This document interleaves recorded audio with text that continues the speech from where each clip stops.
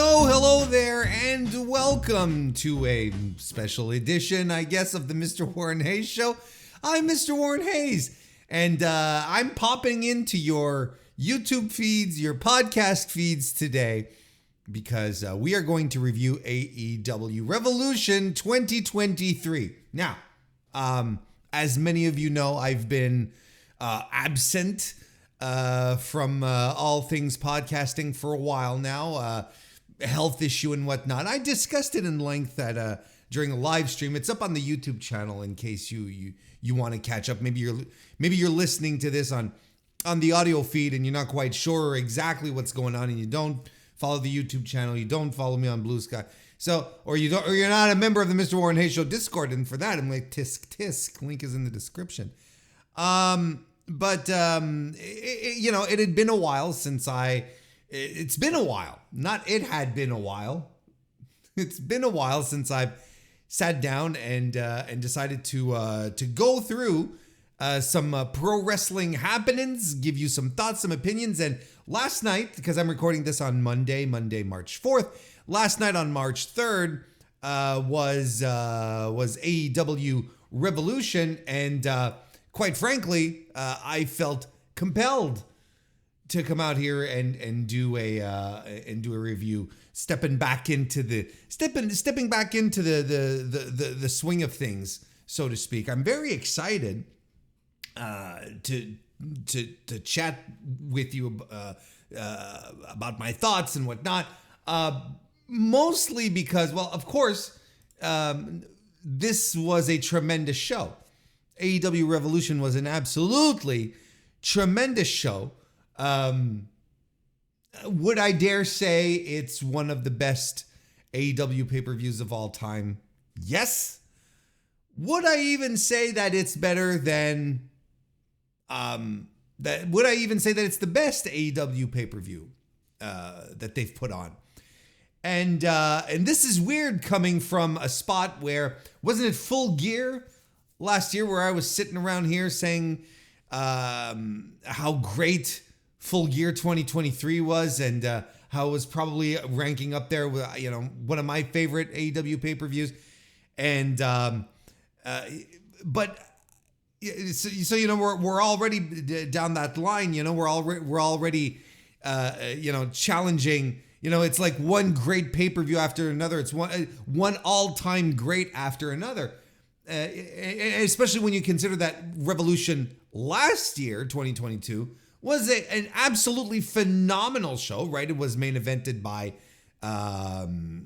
the Iron Man match between Danielson and MJF, right?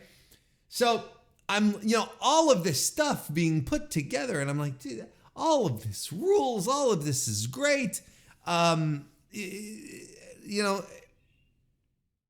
show last night, what I'm trying to get to, might be the greatest one that they've done so far, because it had tremendous matches, like absolutely tremendous action throughout. I think it was a well-oiled machine, well balanced out. There were moments that were a little that weren't so great, but it's to be expected when you're running an 11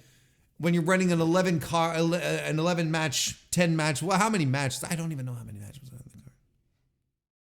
But when you're running that pay-per-view with so many matches, you have to expect that, a couple are not going to live up to expectations.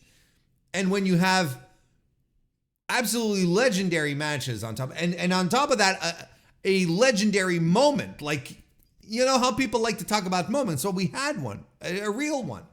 On top of that, like, it's going to be difficult to cap this in terms of presentation, action, quality of said action, and the emotional investment that goes along with it. I think everyone, I think we're all reasonable enough to realize that there's an emotional investment that went into the show that will be very difficult to recreate.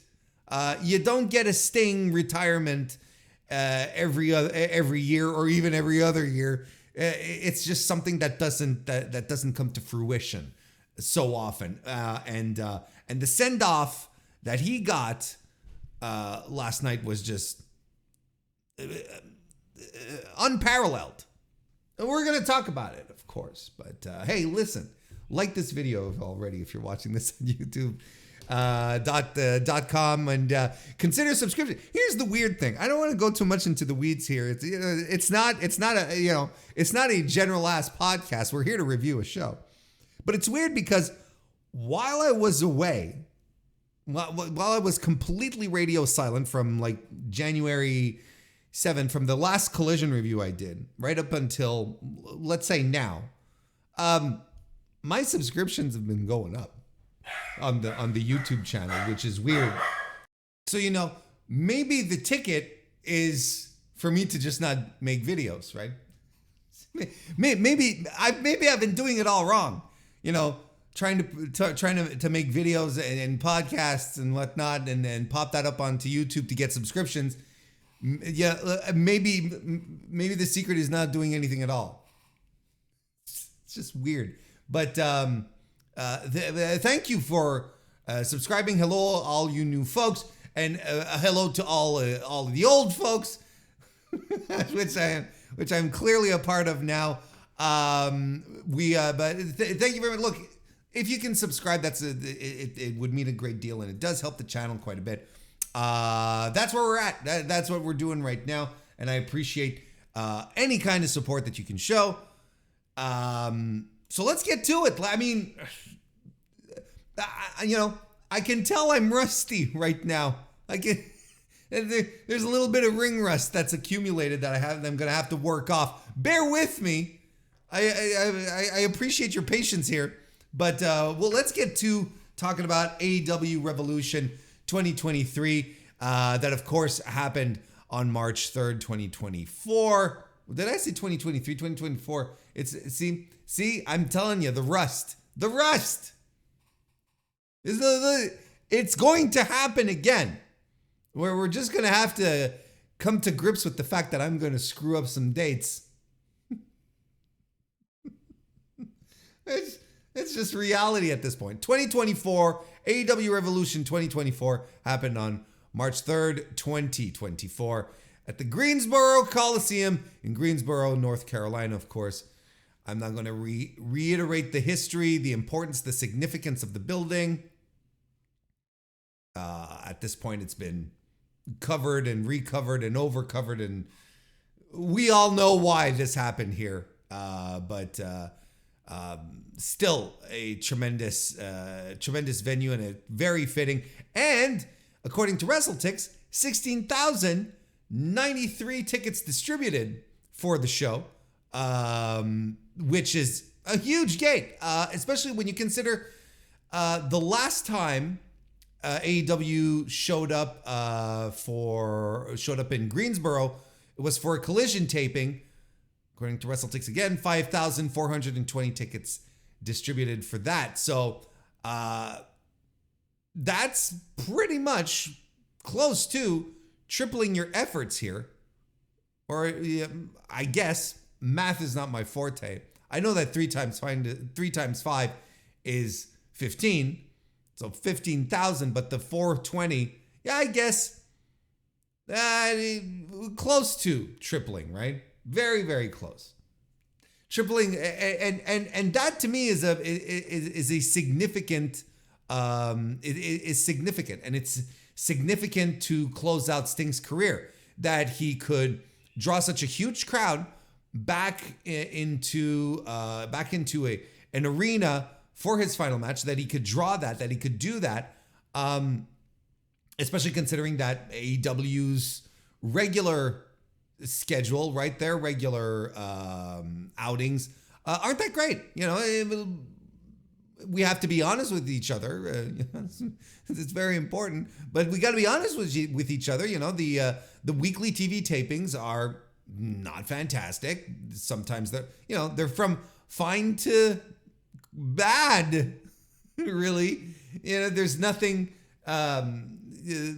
that's all there is to it. You're not sitting around going, they're not doing WWE business these days, where WWE, Friday nights, Monday nights are sellouts every time. We're far from that situation, of course. But in a world of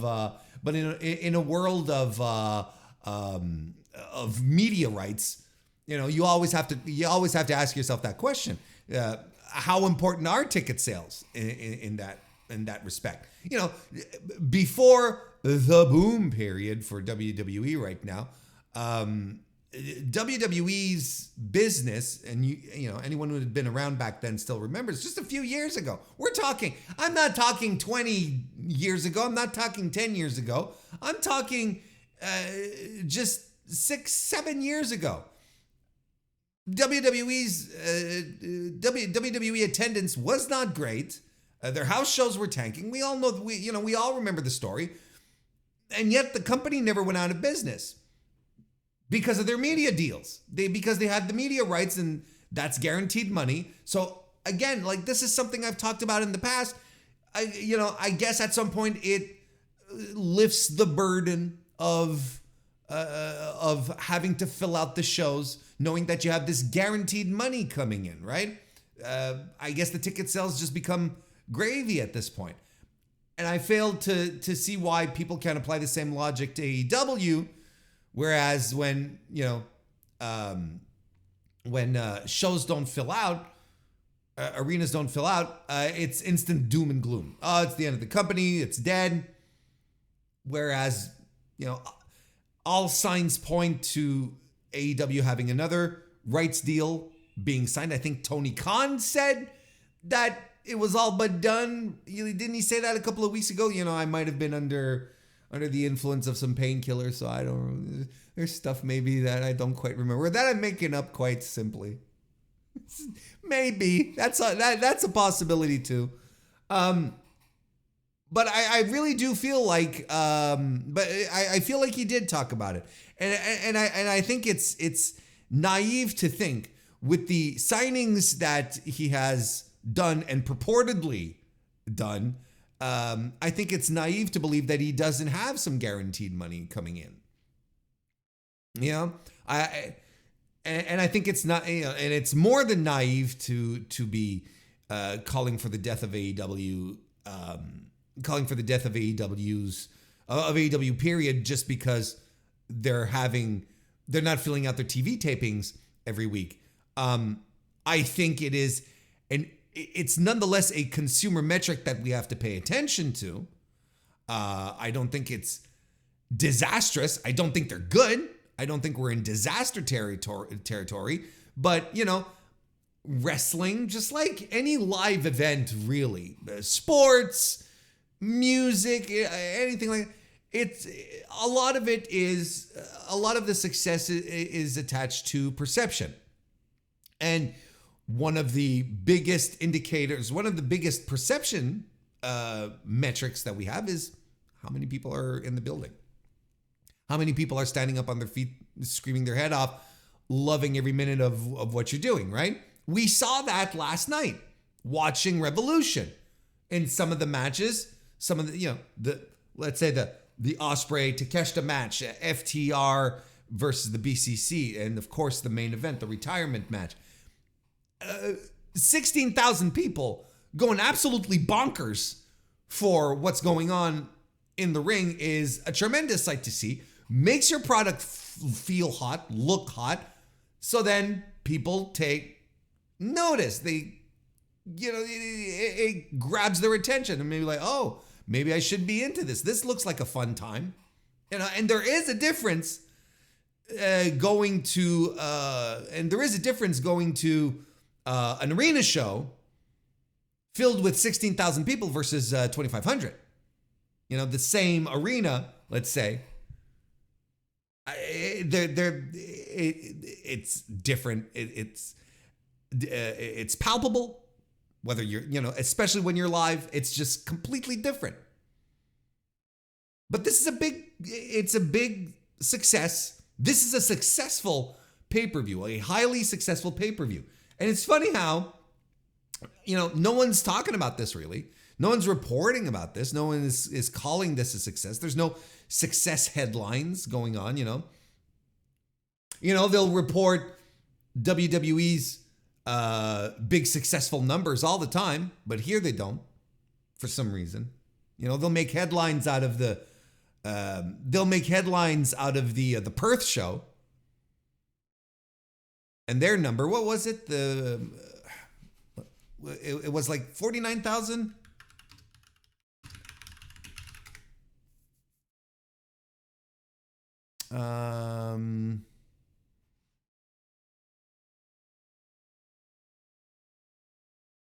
Let's see here.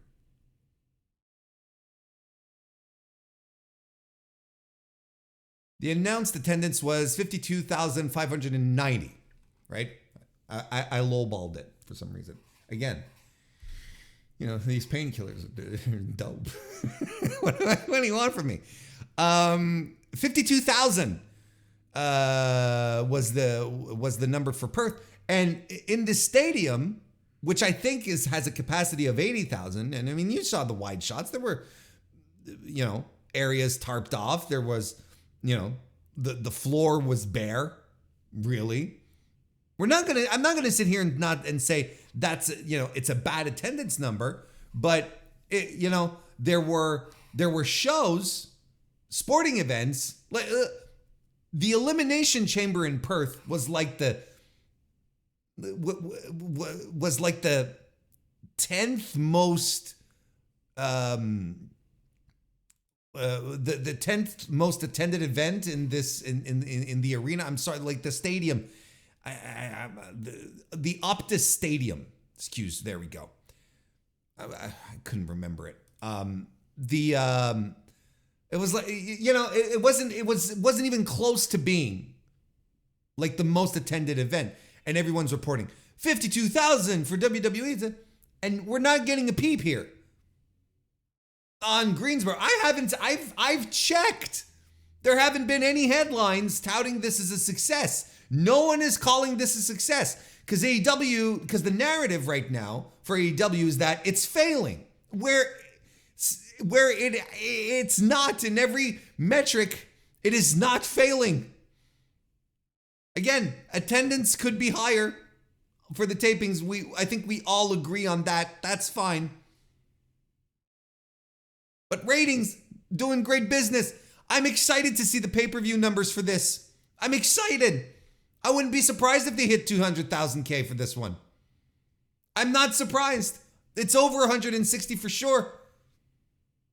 This is going to be one of their biggest selling shows. I'm convinced. And yet we're AEW failing, losing money. It's a disaster.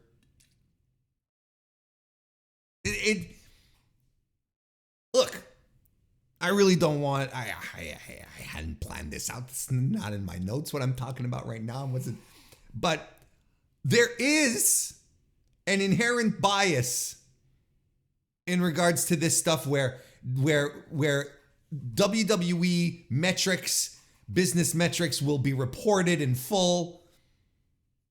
And this is only because PR sends them out in little convenient little press releases and then everyone copy pastes them.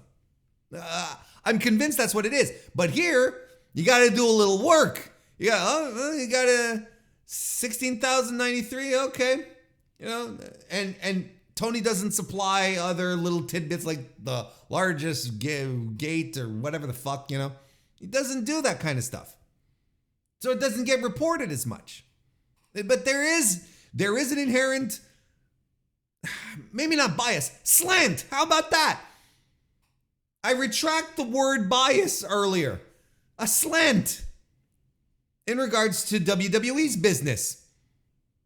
Where the narrative right now is it is a success. It's doing fantastic. It cannot be denied. If you say anything bad against it, you'll get crucified in the public square.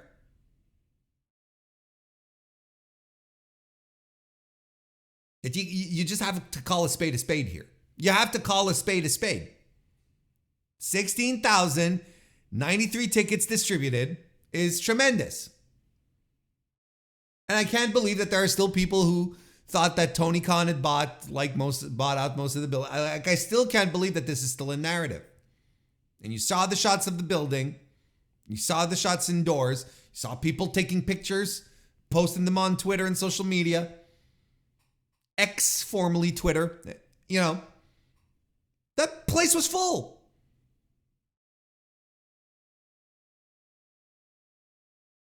It's good. It's a success.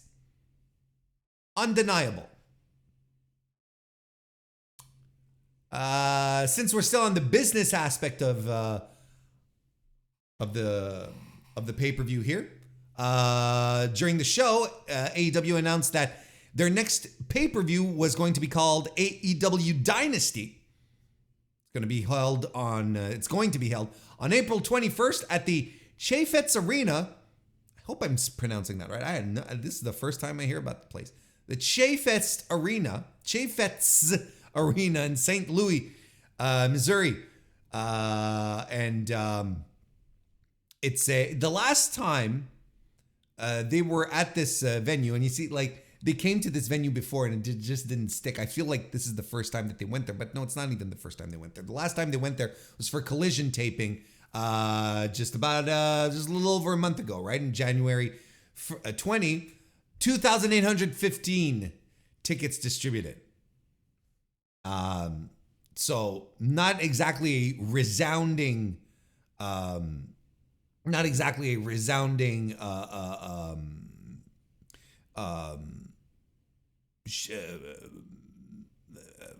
gate. It's a 10,600 person building. That's the capacity of it. I don't know how it converts into pro wrestling. It's probably a little less, you had a little less, the stage, and you had the floor seats and whatnot. 10,600 capacity. So not the biggest building. I think it's a little strange that they're doing that they're running a smaller venue for a pay-per-view. Are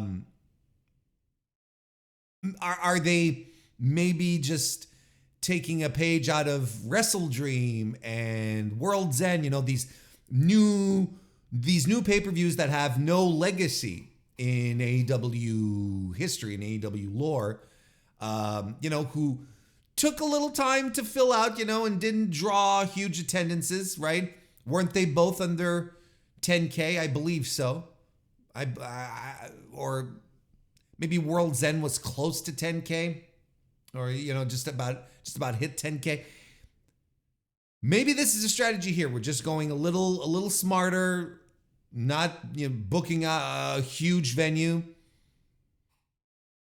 And it's weird that St. Louis, is doesn't go harder. St. Louis has a long history of in pro wrestling, right? A tremendous long history in pro wrestling. That you'd think that people here would go a lot harder, but they don't. Not for AEW anyway. So, we'll see what happens. Wasn't AEW supposed to run? AEW was supposed to run Full Gear, right? In St. Louis, Full Gear 2020. I can't remember. I didn't write it down. 2021, I think. And it was pulled. And now is this the make good? A couple of years later, 3 years later, I don't know. But anyway, they're going to St. Louis. We'll see what happens. But, it's a good wrestling town. See, my thoughts have always been, you're better off running a smaller venue, whether you're in music, in comedy, anything that is that theater, anything that has a live performance where you need people, you're better off playing a smaller venue and filling up the smaller venue, because that's what people are going to remember. People are going to go out and say, show was packed. Sure, it was this smaller venue, but standing room only. And that's what people are going to talk about. If you play a bigger venue and there's lots of seats available, then people go, not quite full. Yet you want people to talk about your shows as being sold out, even if they were at a smaller venue. And then smaller venue, there was more demand than the capacity that was available to me. Next time I need to run a bigger spot. I need to run a bigger venue. Maybe this is a change of strategy too. Look, well, 2024 has just begun, at least, for me. We'll see how things go moving forward here. But there we go. That'll be AEW Dynasty coming up. It's crazy how when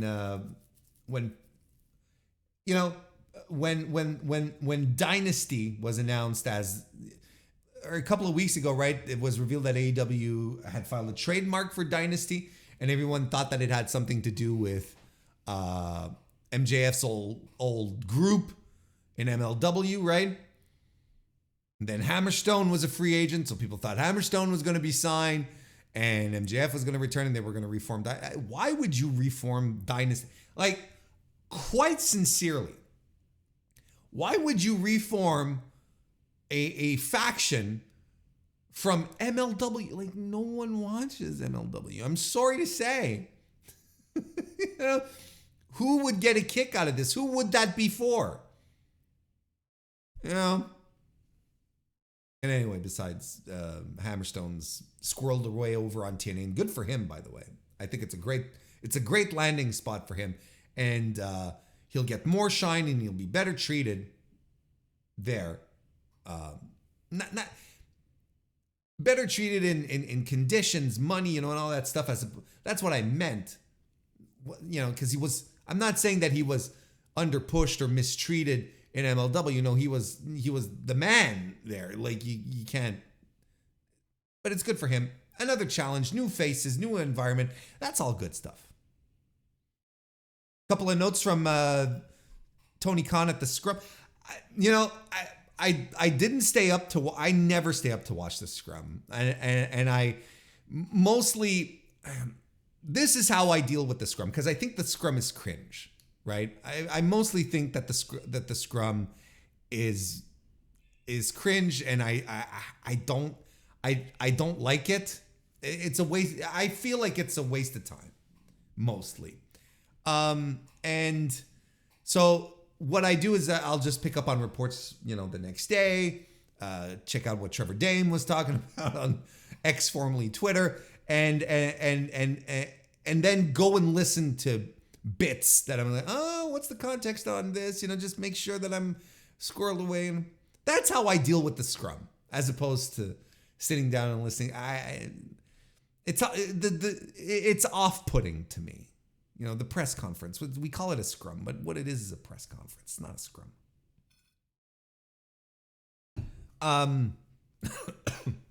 Excuse me. And I feel like, as far as noteworthy news bits, I think it's like one of the lamest ones we had. Like, there's really nothing really of interest. Excuse me. That was that came out. I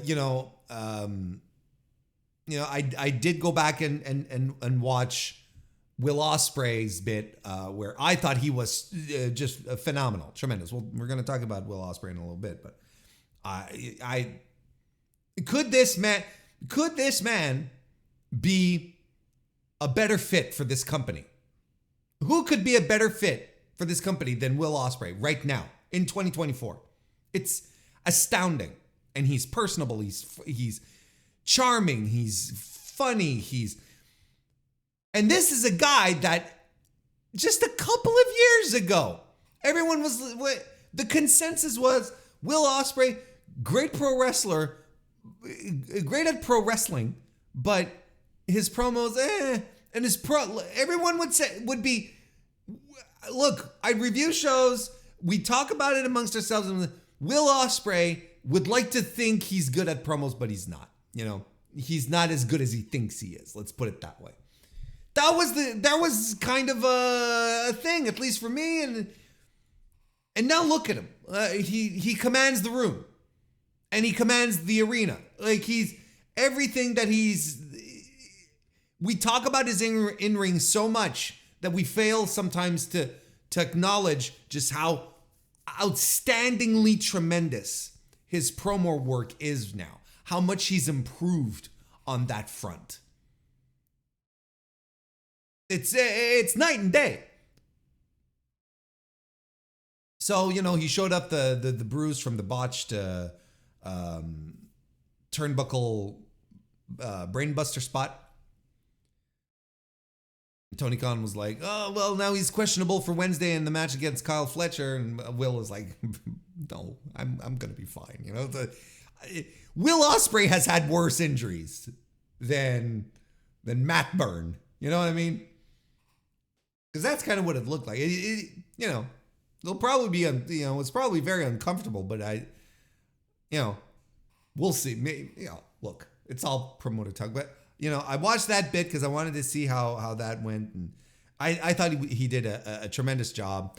Otherwise, Tony Khan said that, and I want to shout out Andrew from Post Wrestling here for the wrap up. He says he doesn't think it's fair to assume Kenny Omega. This is Tony Khan saying that it's fair to assume Kenny Omega will be cleared for the Winnipeg shows on May 1st just because he's on the promotional material. He believes Kenny Omega will be back at some point. You don't say, but basically he's saying we're going to pump the brakes here on assuming that Kenny Omega will be at the Winnipeg show, which is all right. But then get him off the materials. You know what I mean? Like, don't put that's just blatant false advertising if that's what you're doing, and that's scummy if you're putting Kenny Omega on the promo materials. But you're like, he might not be here. Oh, don't put him on the materials then. He also said that Eddie Kingston was going to be at Supercard of Honor on April 5th. That's going to rule. He also says that the relationship with CMLL can feature women also crossing over. He's already talked with the brass over there about bringing Stephanie Vaquer into AEW. So that's exciting. Those are some really fun possibilities right there. We'll talk about the women's division as well in a little bit, but that's very good to hear. But you know what? I know Vaquer is the flavor du jour right now when it comes to CMLL and North American exposure, mostly because of the Mercedes Moné match. Which is okay. Don't get me wrong. That's how you get yourself over. You work on if you're able to work outside of your territory and people outside of your territory take notice, that I'm okay with that. But Catalina, Zeusis, those would also be tremendous people to bring over as well. Vaquer is one thing, and right now she's the star. I get it. She's the big deal. But I really like Catalina. She was in NXT for a while. I forget what they called her. It doesn't matter. But she was in NXT for a while. I think she's solid, and if anything, I think she's got a better base than Vaquer does. I'm not saying that Vaquer is shit. Far from it. I think Catalina has a little more upside. Zeus, if you watched, I can't remember if it's the first Mae, I think it's the second Mae Young Classic, right? I think it's the Kairi Sane one. Zeus was in the tournament. She was eliminated in the first round though. And she's very solid vet, very good. Like, it doesn't always have to be. Yeah, it doesn't always have to be Vaquer, is my point. Vaquer's fine. She's good, but it doesn't always have to be her.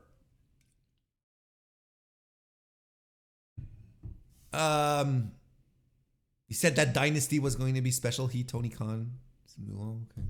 That's promoter talk at that point. Listen, again, see, like, nothing, interesting little tidbits, but nothing that you can really chew on. There's, it was, not that I'm expecting, brawl out, type of press conference either. That's not what I'm saying, but not necessarily the most noteworthy of newsworthy of scrums. Interesting nonetheless. Let's get to the pay-per-view.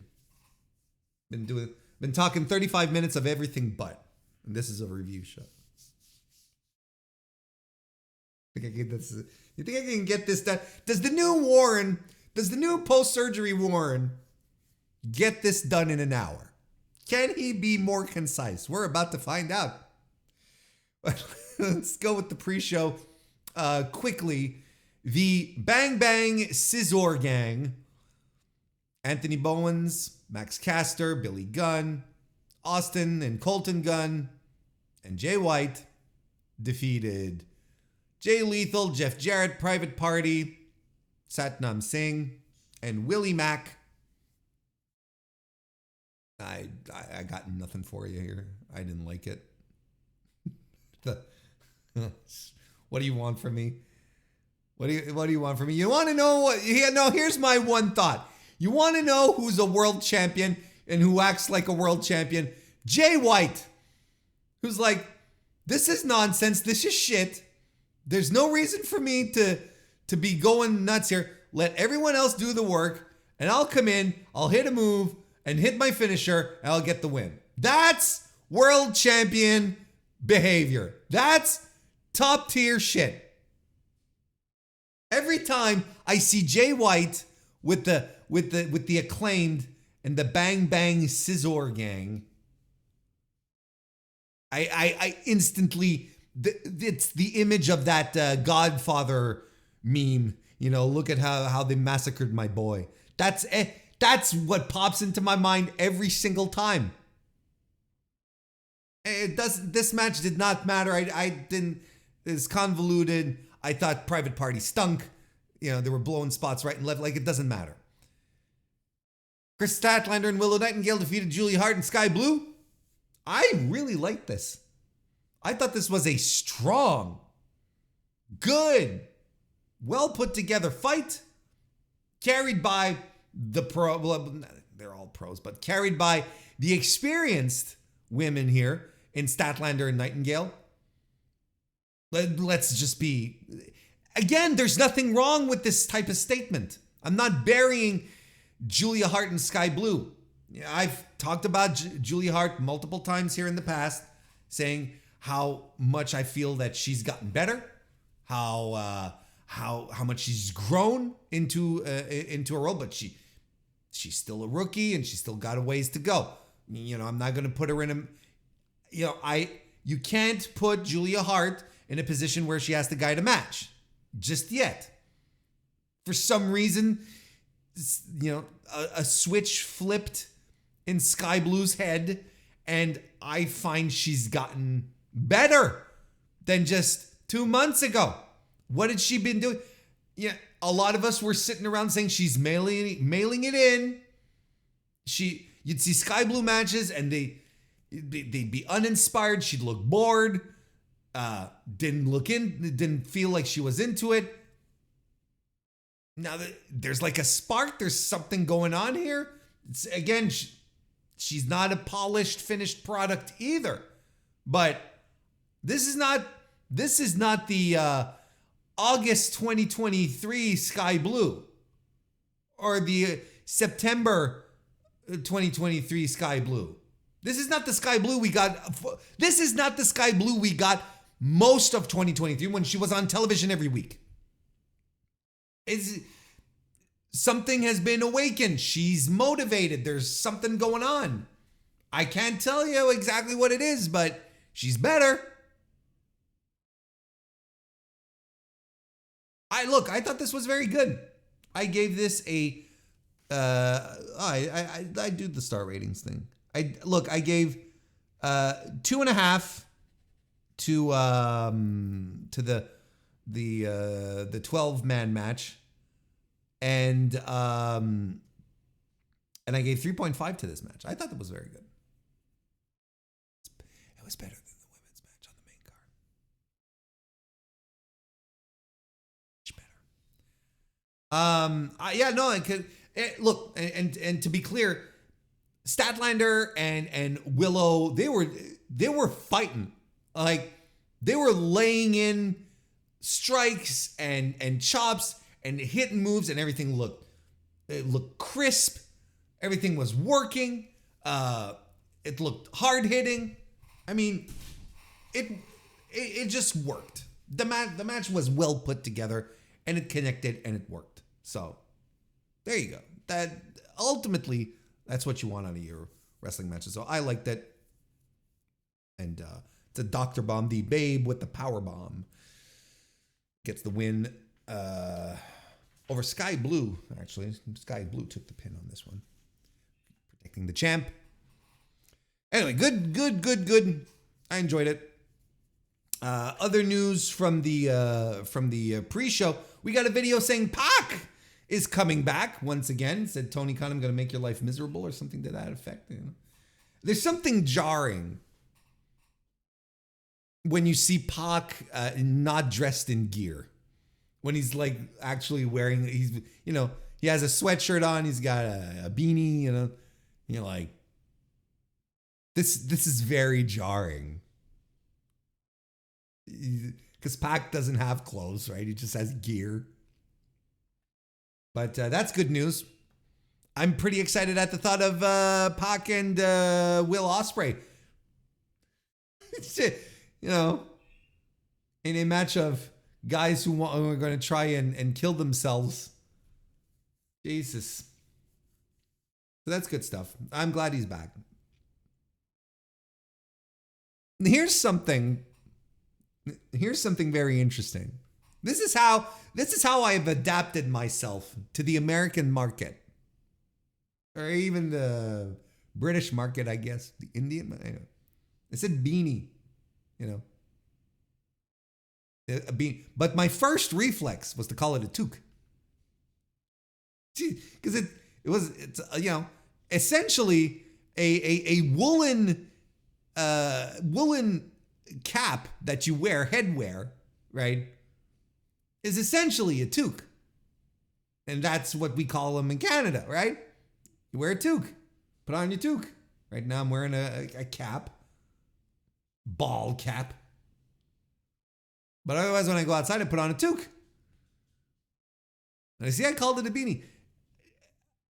I'm anything if not cosmopolitan and aware, fully aware that I need to get people to understand what I'm talking about. If I just drop toque, I'm losing 75% of the audience right now.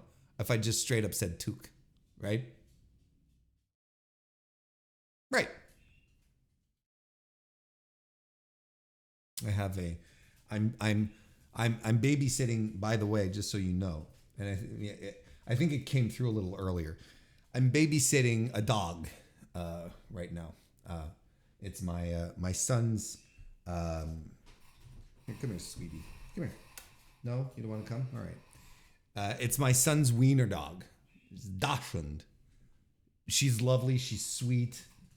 She's very cuddly. She's always looking for attention, but she's also very skittish and nervous, right? Like a lot of weens are. And where'd you go? Oh, there you are. Want to come up? Come see. Look. If you're watching this on YouTube right now, you're going to get to see.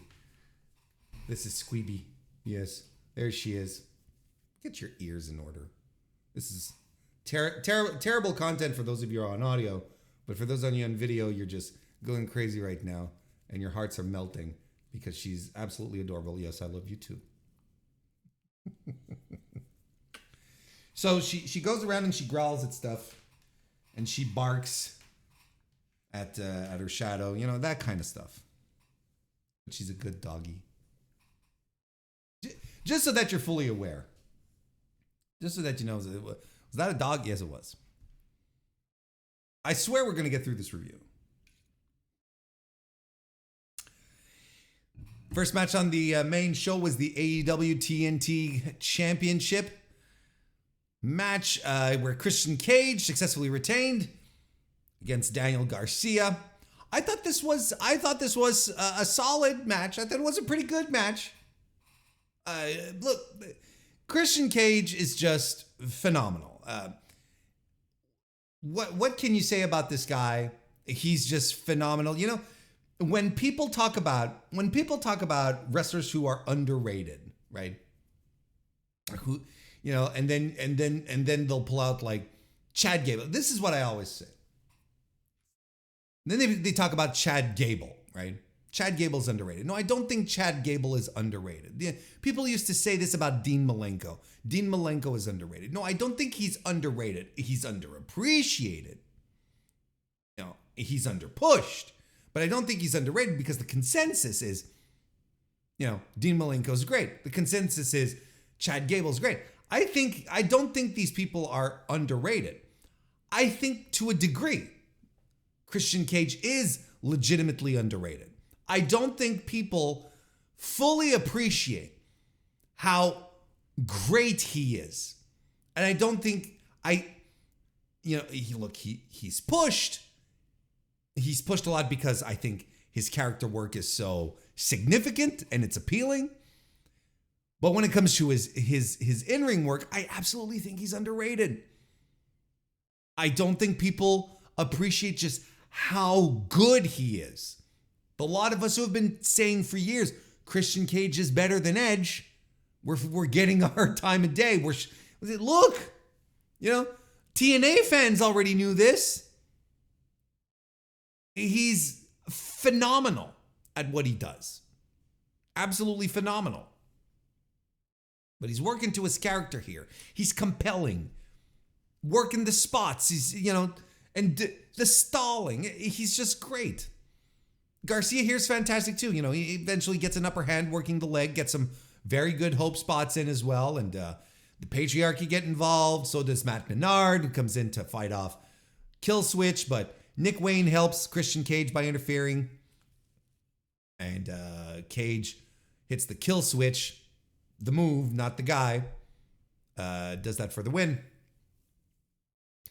I've seen a lot of people very mad that Daniel Garcia didn't win. But I think it's fine. I think right now, Daniel Garcia's ascension is very good right now. Maybe there is a long-term plan for him. It feels like they have a plan for old Danny. Like it feels like they do. But, you know, like coming out... You know, the Continental Classic was him, you know, the recent disbanding of the Jericho Appreciation Society and him sort of having an identity crisis. Like, who am I? Am I a wrestler? Am I a sports entertainer? What? Trying to find his footing, right? And that was a detriment to him in the C2 because he only got the one win on his last night, but it was a big one for him. And like right now, and especially that he's very young, I think there's room for him to continue building this sympathy. And you feel like the fans are behind him, and that's important. Just drop the big one, right? Maybe he just can't win maybe he just can't win the big ones for now. But eventually, look, Daniel Garcia is destined for gold in this company. And you really do have the impression that Tony Khan likes him a lot. And there's a lot of great stuff still to come from Daniel Garcia. I'm not worried. I think this was a good call. Yeah, maybe they'll revisit this. We'll see how things go with the Edge angle and whatnot. We'll see how this goes. But right now it does feel like the main trajectory for Christian Cage and is Edge. And look, we've got the Canadian shows coming up in a couple of weeks. You know, one of them ending up with Cage and Edge going at it, maybe. Anyway, it was a good little match, fine match, but it never hit that next gear. You know, like, it was good, but it never got over the hump. So I can't sit here, I can't tell you it was great. I gave it a 3.25 star. How about that? Then we had the Continental title match. where Eddie Kingston successfully retained his title against Bryan Danielson. I thought this was absolutely tremendous. There's no two ways about it. This was outstanding. Came off as a struggle, before, and then Tony, like I wrote it in my notes early on, when with the opening strikes, and Eddie, egging Danielson to hit him some more, and Eddie trying to fight out of stuff. I'm like, this feels like a struggle for Eddie. This is great. And then I think it's Tony Schiavone on commentary said, this is a struggle. I'm like, that's right. Yes. Perfect analysis there, Tony. Because that's what it was. It was just Danielson picking Eddie apart, and Eddie selling like he's fucked. Like there's nothing he can do, right? Like he's like, damn, he got me. It's like, like he did with the legs, right? Where he gets kicked in the hamstring, but then he goes up to Danielson and he says, hit me some more. Do it again. Like, it's like, as if he's telling Danielson, look, you got me, all right? So then bring it on then. See if you can finish the job. And that's where resilient, indomitable Eddie Kingston takes over, right? Where he's got this never say die attitude, and it just helps him overcome everything Danielson is throwing at him. Because Danielson is just there to hurt him. He's there to pick him apart. He's, the fingers, the arm, works a leg, works a hand, works the arm. He's just picking him apart. Eddie keeps fighting, regardless of it all. And this is the essence of 2 decades of Eddie Kingston, right? And I saw this neat little trainer room promo that Eddie and Danielson had, where that's essentially what Danielson said. He said, look, it's my own fault to have held on to this petty stuff from 20 years ago when we were telling Eddie, you need to work harder because you got all the potential and so on and so forth. But Eddie had to work through so much and fight through so much to get to where he is. He deserves my respect now, right? But that's essentially the story that we're telling here. Danielson still caught up in his impression of what Eddie was, and Eddie's like, no, I deserve your respect now as a peer because I've gone through so much. Just came full circle. And his leg in this match, Kingston, his leg is fucked. His arm is fucked. But he's fighting. And I loved the paint brushes that he was delivering. I think was it with his left arm, where he's just going back and forth. Backhands and open hands. Just tremendous on Danielson. Eddie retains. Danielson shakes his hand. A good, fantastic match. I gave this 4.5. Just tremendous stuff. The kind of thing that you look at, this is pro wrestling. What do you want from me? What do you want from me? When I think about pro wrestling, I think about stuff like this. Struggles, fights, overcoming the odds. Guys leaving it all in the ring. This is what that was. Eddie's tremendous. Like, Eddie in these positions is nigh untouchable. And this is all based on his personality and what he's able to convey both inside and outside the ring. He's the realest guy in the room. I really do believe that. It's outstanding. Just outstanding stuff. And Bryan Danielson continues his tremendous run of 2024. We're just barely 2 months in, right? We're just 2 months in, and no one can touch him when it comes to output, both in quality and quantity. Who's better to, not to steal a line, but who's better than Danielson these days in that regard? Like, I don't know how hard he's going to keep going this year. But from the Tokyo Dome match to Zack Sabre Jr. to this and everything in between.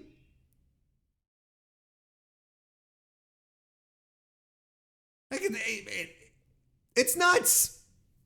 His output is incredible. No one can touch the guy.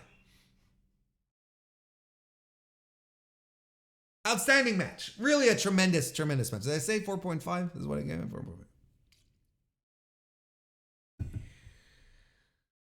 Then we had an all-star 8-man scramble to determine the number one contender for the AEW World Title.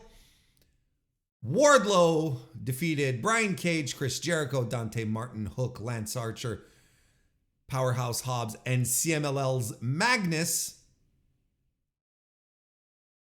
I got nothing for you. This is a scramble match. They do nothing for me. You know, people get excited. Oh, look at all of these people in this match, and then the match happens, and then it just goes away, and then everyone sort of goes, oh, but and rinse repeat. Every time there's one of these scramble matches, and they don't always call them scrambles. Sometimes it's the Face of the Revolution match. Why didn't they just do the Face of the Revolution here, regardless, right? Because they didn't want to pull out ladders, which is fair. Don't get me wrong. But this is essentially a Face of the Revolution match, right? The Face of the Revolution matches were just scrambles. No one remembers a scramble, is my point. No one has fond memories of watching a scramble match. It always ends up under-delivering on what you thought it was going to be. Where you look at this and like, wow, Hobbs and Wardlow and Archer and look, they got the CMLL guy in here, Magnus. It's going to be great. And you look at it and you're like, you're wrapping your fingers on the table, hoping for someone to pin someone so that we can move on. And this was 16 minutes. 16 long minutes where just people get their shit in. And don't get me wrong. I understand what these matches are for. It's to get more people on the pay-per-view, more people getting paid. I understand what they're for. I'm not a dummy. I know what they're for. Just because I understand it doesn't mean I like it. You know? So I was not excited at this prospect. I don't know why people get excited at this prospect. They're all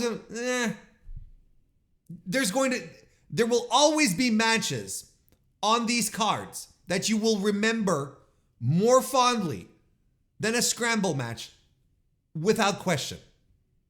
And I didn't think this was particularly good. I thought Dante Martin had an off night, for instance. You know, people were really excited for the show off between the big guys, between Cage and Wardlow and Hobbs and Archer. They were excited for that. They did the meat chants. We were supposed to get meat madness. There was no meat madness. We were very close to meat madness. There's no madness to this meat. And here's the other thing. I think we were all expecting Wardlow to win regardless because of the promos leading up to this. And so when on top of that, you can already predict the finish, where you already see where they're going with this. Is like, what are we doing here? I got nothing for you. To me, it's a 2 3/4 star match. Like, who cares? I thought it was kind of dull. You know? Very average. Very bog standard. But that being said, Wardlow is the number one contender. I think they blow it. I don't think they blow this off at the Dynasty pay-per-view. You know, we've got a few weeks to fill up before we get there. I think this is a nice little TV defense for Samoa Joe, and then we'll move on. But this is like Wardlow, Samoa Joe. That's not a pay-per-view headliner. It's just not. It's just not. Roderick Strong defeated Orange Cassidy to become the new AEW International Champion. good. Again, this is one where I feel a lot of us saw coming. I think there was a bit of a, I think there was an proper reasoning behind this decision here, if only because the Undisputed Kingdom needs a little shot in the arm right now. I understand that, they're in a bit of a holding pattern right now until Adam Cole gets healthy, because they're not bringing back MJF to feud with the Undisputed Kingdom unless Cole is healthy again. So until Cole is legitimately back on his 2 feet, like quite literally, we're in a bit of a holding pattern here. So in the meantime, you do have to do something with this faction. You have to give them some wins. You have to give them some success. Wardlow's been squashing dudes and winning scrambles. He's not defeating Joe. I hope we're all cognizant of this. He's not going to beat Samoa Joe for the World Championship. So we needed something here to add a little chutz, a little horse. I don't know what that is exactly. I'm inventing a martial art essentially, and that's when you focus your chi. This is what that's what you say to release it. What's a little something here to reinvigorate the Undisputed Kingdom. You need a little. It just can't stand alone here. It just can't be. You just can't do this. And I hope to continue on this momentum, right? Like, Taven and Mike Bennett, like from a booking perspective, and I'm not saying that this is what you do, but when it comes to this angle right now, they should be in the tag team tournament coming up. Not only should they be in it, but they should also be, they should also have a good showing. Should they go as far as to win? Like, it depends on how hard you want to go on this Undisputed Kingdom thing, right? But right now, this thing is, it's not hot. It kind of fell to the wayside. So you needed to do something like this to sort of warm it up and get people into the impression that this is a legitimate, strong stable. Now, that being said, I am so glad to see Roderick Strong back in form, right? I welcome new viewers, because there's a few of you I know, but welcome new viewers. TLDR, the entire MJF, Adam Cole, Roderick Strong thing from 2023 was not to my taste. I didn't like it. It wasn't for me. I thought it stunk. And I thought we were keeping Roderick Strong from achieving what he's really good at. Anyway, just so you know, I didn't like it. Refresher for everyone else. I didn't like that stuff. And I thought, I thought it was dumb. So now to see him like back wrestling, back in his shitty little boots, back doing backbreakers, I'm like, God damn, this ruled. And he was so good in this match. It's hard to pinpoint. It's hard to tell you to fully express just how good Roderick Strong is at pro wrestling. And he had a great dance partner, don't get me wrong. This, it goes both ways, right? But he was stellar here. He was so smooth, so precise, crisp. Not a lot of people can do what he does, and he's in his mid-40s now, and he looks tremendous. He wrestles so good. I personally, and I know he was injured, he was out, and they had to do something with him. I understand it all. I'm just glad to see him back in form. back into the Roderick Strong that I know and love. How about that? And he goes for his backbreakers early on, right? In the match, and it's a tremendous one off the top rope, which was amazing. And he's just picking Orange Cassidy apart throughout the entire match. And Cassidy here tries his usual comebacks, the DDTs, even does a Panama Sunrise, goes for a beach break, but Strong is in the ropes. But just after that, out of nowhere, a flying knee, and the end of Heartache. Roderick Strong is your new international champion. I liked it. It was good. I gave it, that's not it here. I gave it 3.25 stars. Just shy of being great. But I don't think that's the story they wanted to tell here. The story they wanted to tell here was Orange Cassidy is banged up, he's bruised, he's screwed up. That's what they were telling. That's the story they were telling, over the past couple of weeks with Doc Samson checking him out and saying, well, you can go, but just barely, right? It's like you're cleared, but just barely. That was the thing.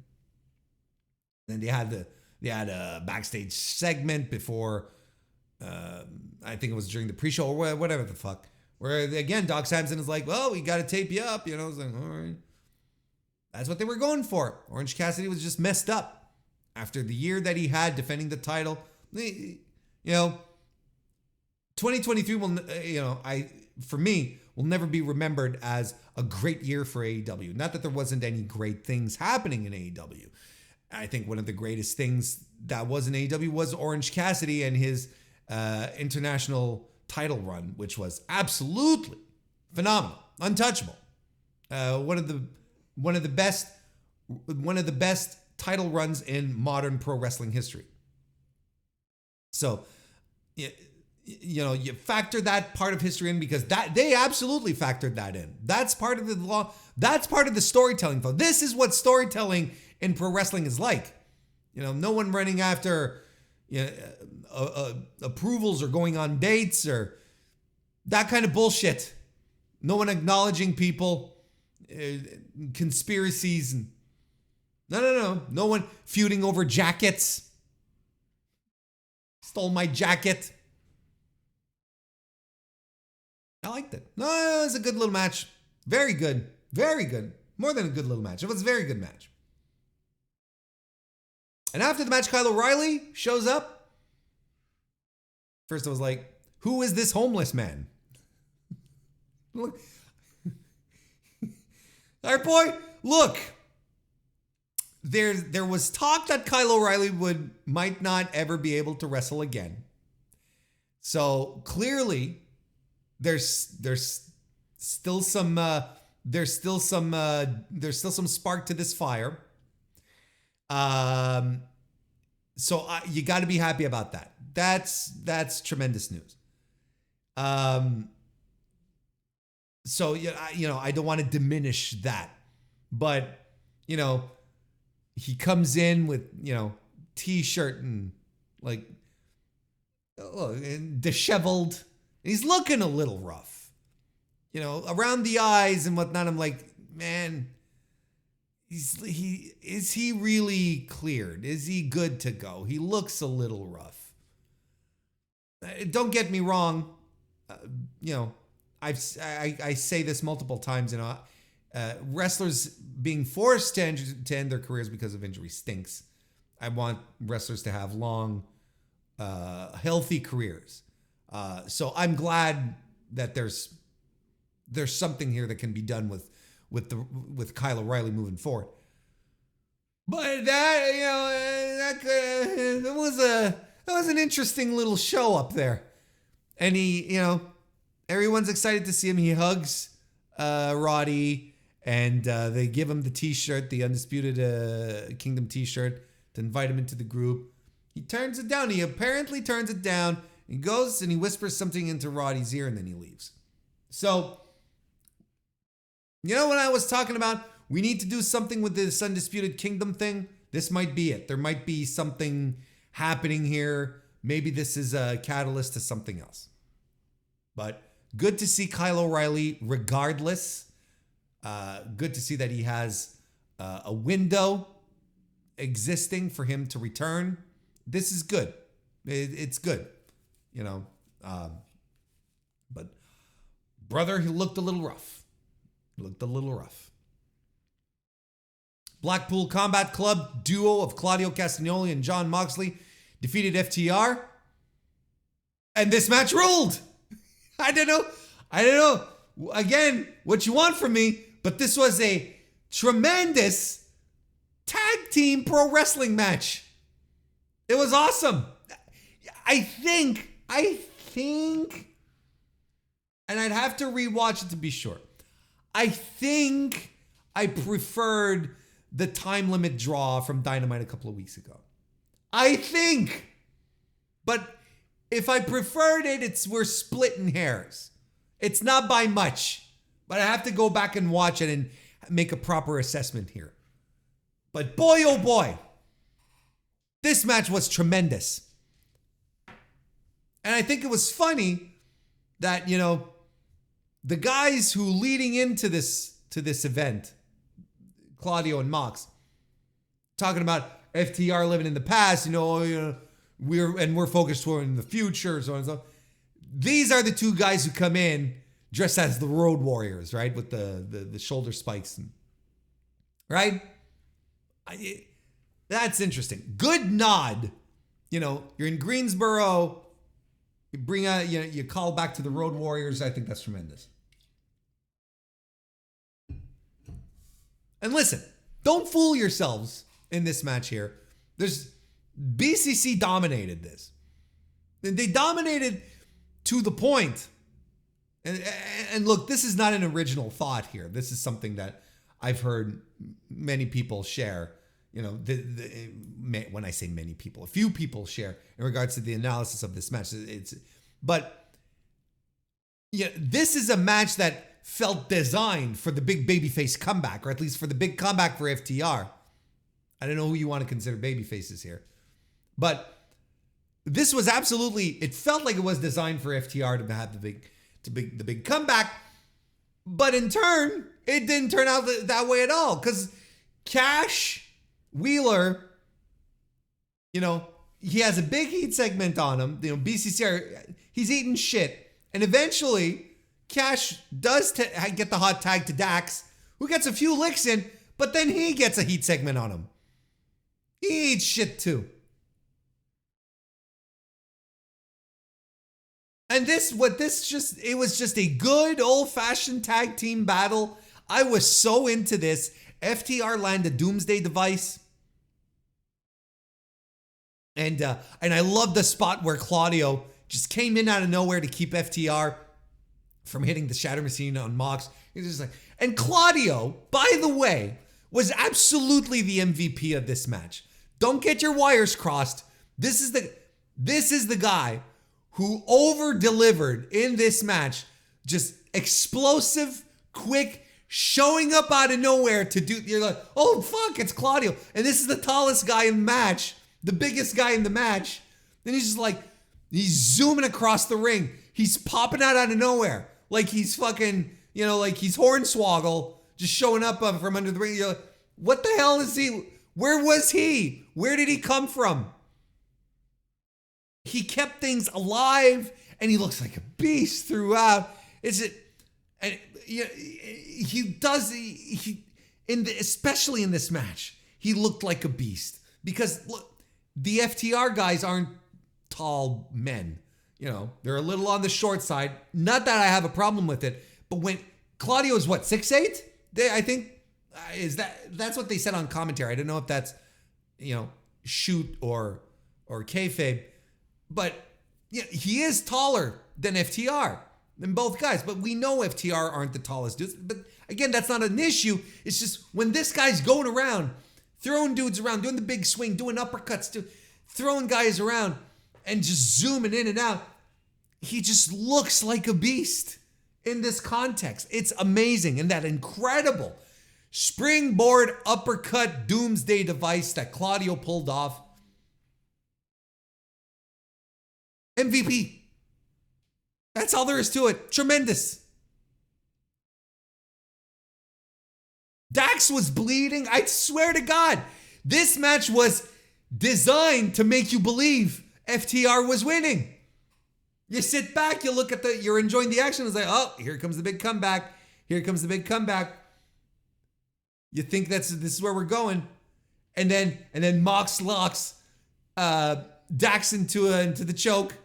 And then Cash starts running in. And then again, out of nowhere, zooms in Claudio to cut him off. Locks him into a submission, and we're done. Ref stops the match. Amazing stuff.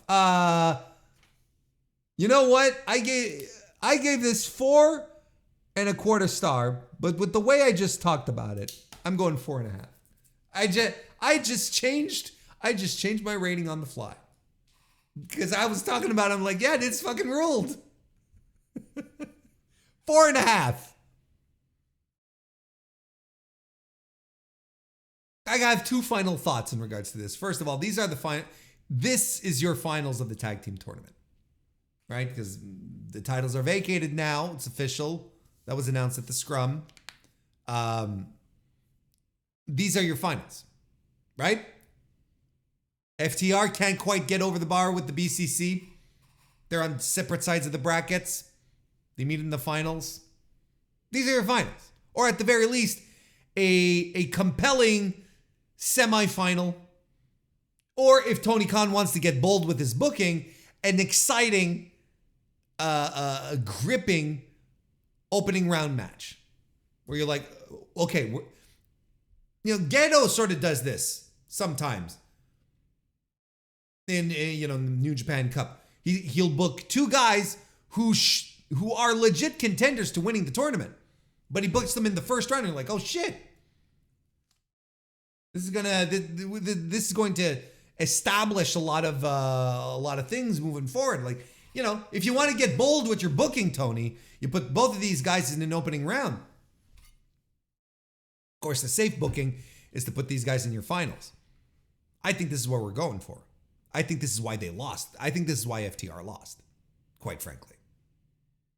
And that's my first thought. And my second thought, still on the subject of FTR, I think quietly there has been an FTR rehabilitation process going on towards the fan base. It wasn't all that long ago that Uncle Dax had a podcast. He was aligned, and both guys were aligned with CM Punk. There's a lot of stuff going on that had people, turn away from FTR, that were a little annoyed that, like, man, what happened to the guys we used to love, where they started focusing on so much bullshit. We always knew we never doubted that these guys were tremendous, right? Cash and Dax, that they were tremendous. And I kind of feel since the fall that there's been a bit of a rehabilitation process going on.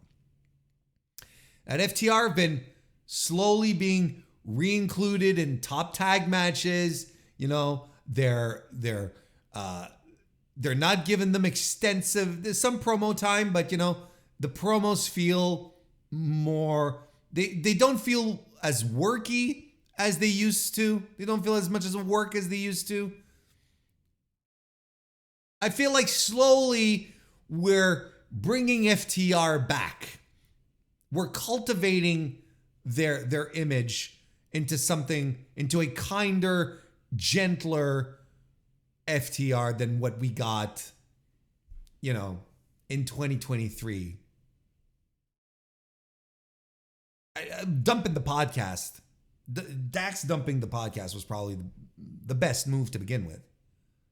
But I feel like the discourse around Dax, around FTR, has tempered quite a bit. I don't think it's as prevalent, but it's And you can feel that people are really starting to get behind them again. People are excited for FTR matches. Instead of what I would hear, it's like, what I would hear last year is like, oh, here we go. Dax again. Oh, another FTR match. And I think this is flying under the radar a little bit. But I do think this is part of a rehabilitation. And I think they have great dance partners to do it. And I think they're going to end up winning the titles. And I think no one is going to bitch about it. I don't think anyone's going to complain.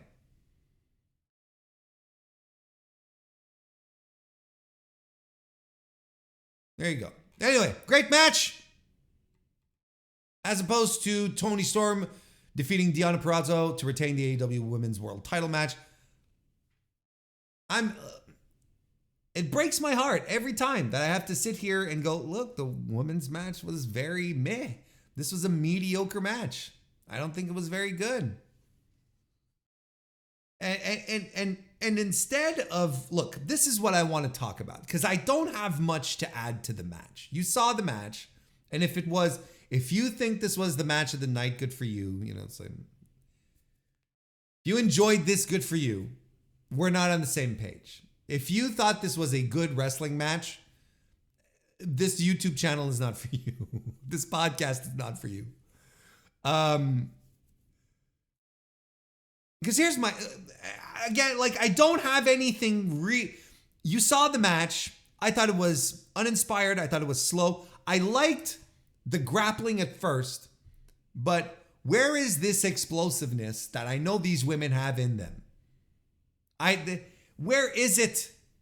I swear to God, the opening match was much better. The tag team match in the pre-show was umpteen times better than this. I gave this match 2.25 stars, just so you know that.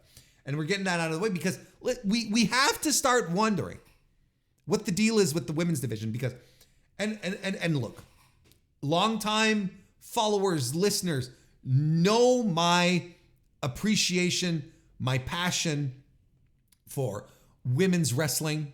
I've been a proponent of it. And I'm one of those who believes in equity when it comes to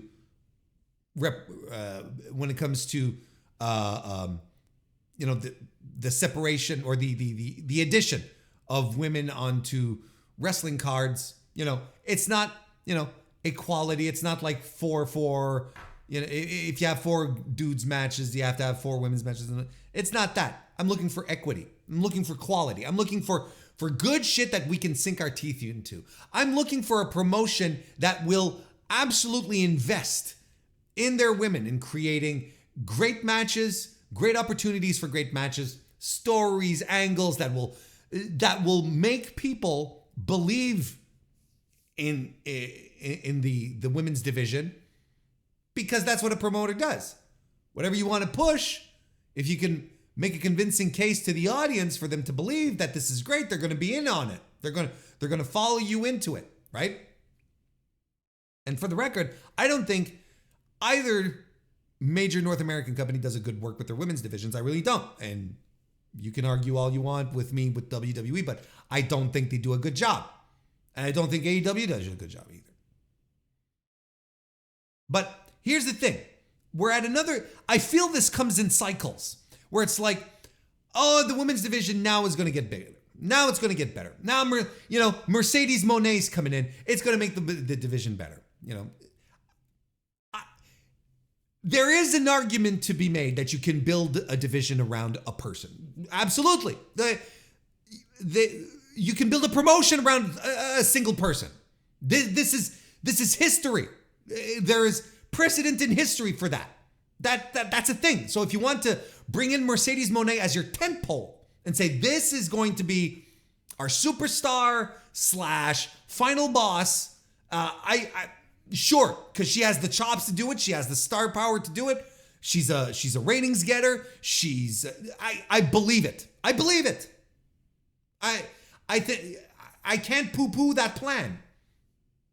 Now, in the meantime, a lot of people around me are saying, that the women's division is stronger than ever.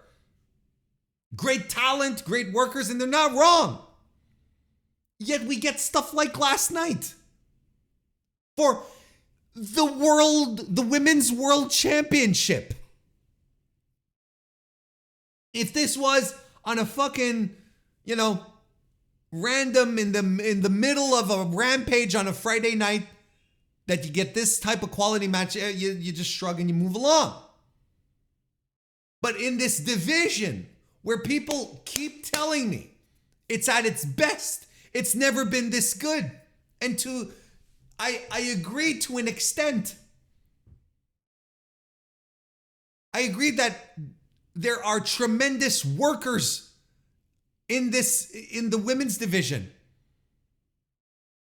There are tremendous personalities in this division. But why is the quality of the matches so uneven?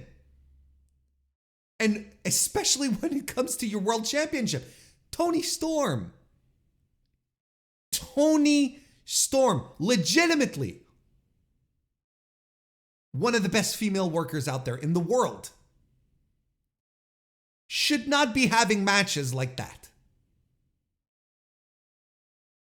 Deonna Purrazzo, she's a wrestler that wrestles up to the level of the person she's wrestling.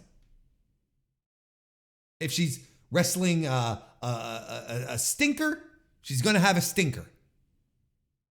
If she's wrestling, but I had high hopes for that, for the match last night. Where I was like, Tony's great. Deonna's going to rise up to the occasion. It's going to be fantastic. And anything but fantastic. And yet we turn around, like I said, you open up the pre-show, you have a solid tag team match. And then you turn to the main card. And your women poop this out. It wasn't good. And don't grade on a curve. And don't tell me not to boo. It was not a good match.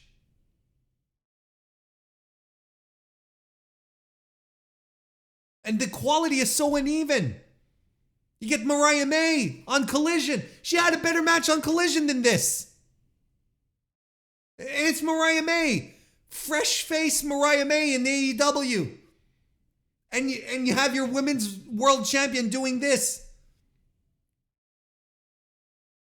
Is it the gimmick holding her back? Is that why she doesn't want to be all explosive and intense? Be the Toni Storm that we know she can be? If so, kill the fucking gimmick.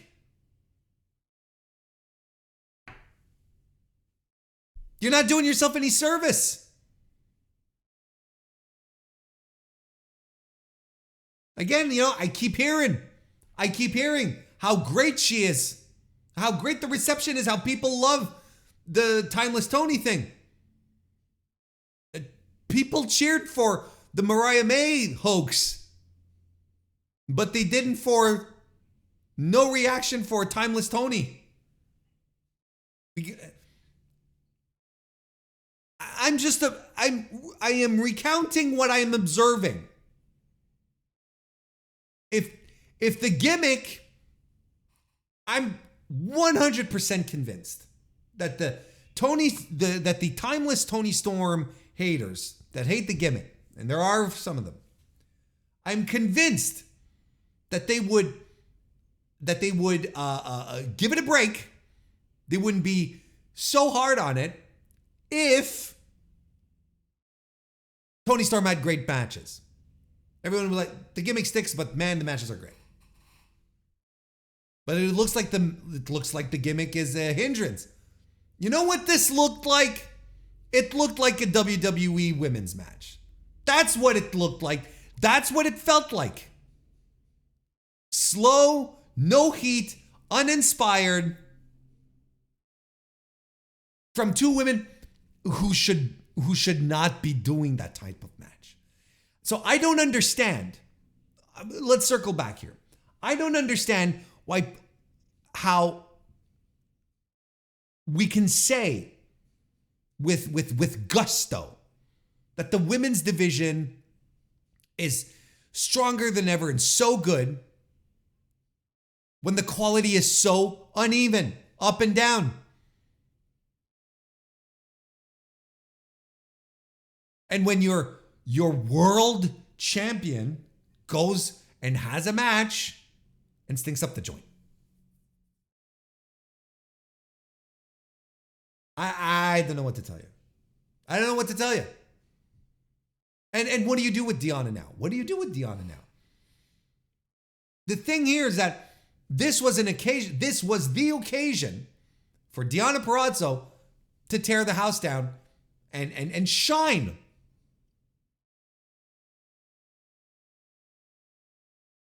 Welcome to the mid-card, I guess. That's it for her. I don't know. What do you do with her moving forward? I don't know.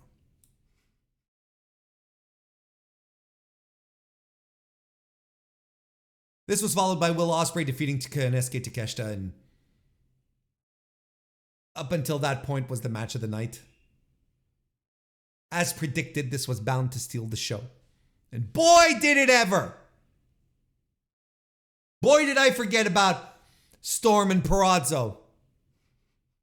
Just a beautiful, glorious set of wrestling, of spectacular moves and a hard-hitting affair. Just tremendous stuff. Of course, there was, the botched turnbuckle brainbuster spot, which, fucking hell, that could have been so worse. And then you have that they're just laying into each other and wailing into each other. And look, you all saw the match. You don't need me to walk you through it. It was outstanding. It was an absolutely tremendous match. And this final sequence that they had, right? That started with a stun dog millionaire and a poison rana by Ospreay. Goes for the Stormbreaker. It's reversed by Takeshita into a stuffed pile driver, and then transitions into a wheelbarrow German suplex. I just popped out of my seat. Hidden blade by Ospreay. Covers. Takeshita kicks out at 1. The crowd and your boy Warren Hayes is losing their shit. They're up on their feet in Greensboro. All 16,000 people. Strikes. Styles clash by Ospreay. Followed by the Tiger Driver 91 and a hidden blade for the win. And the speed, the execution of it all. Look. This is a match you got to go out of your way to see. This is a 5-star match. This is a 5-star Warren Hayes match here. You have to go out of your way to see it. This is match of the year candidate. Will Ospreay does it again. Yeah, that's all there is to it. I have 3 matches so far on my match of the year list. 2 of them has Will Ospreay in it. Takeshita was the perfect opponent for Will's debut. I don't know. Look, you can give as many Booker of the Years you want to Paul Levesque and his sleepy ass WWE pay-per-views. But this is what a Booker does. You bring in a new talent and you pair him up with a guy that is going to make your guy that you want to give a push, that'll make the guy look like $1,000,000,000. This was the perfect opponent for Will Ospreay. Thank you, Tony Khan. Well done. Will, he acted like a star, a superstar. Oxford Dictionary definition of superstar, not the WWE definition. The way he commanded the crowd during his entrance, it's all right. It's a little growl here. It's okay. It's all right. Did you all hear that growl? Heard a door open. Doesn't like door openings. Yeah, hell of a guard dog. Anyway, the way he commanded the room when he came in and he's in the ring and he's getting people to do the Ospreay chant during his song. still, up until last week, there were people saying nobody knows who Will Ospreay is. And we had 16,000 people doing the Ospreay bit in the song.